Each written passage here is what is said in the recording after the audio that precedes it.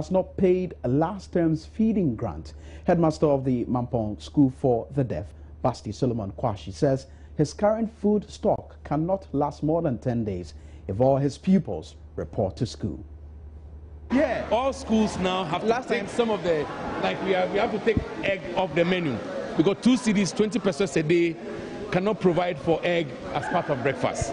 That's why we have had to reduce the amount of bread that is taken at breakfast. Maybe we used to have bread and tea 4 times a week, but because of the rising cost of food, we had to reduce it to bread 2 times a week because the price of flour has gone through the roof.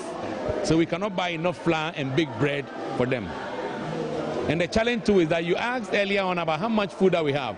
I told you that from the top of my head, but at full house, we have less than a week's supply. Less than a week's supply. Full house. That is when the whole student population is in school now, we have less than a week's supply of food. But presently, school has just opened and the students are trickling in. That is why we are able to manage. Yes, but when at full house, that is when the total population of 360 is in school, I cannot feed them for more than 10 days. No, I've had to introduce other foods that do not require that they take bread.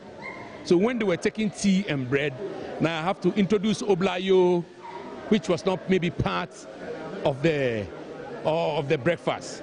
When we're giving them porridge, a certain quantity of porridge with bread, we have to increase the quantity of porridge to make for the lack of bread that we have. You understand? Maybe we have to eat rice maybe 8 times a week, but we have to reduce the rice to maybe 4 or 5 times a week. Then maybe we introduce beans, gari and beans, which maybe we're eating twice a week.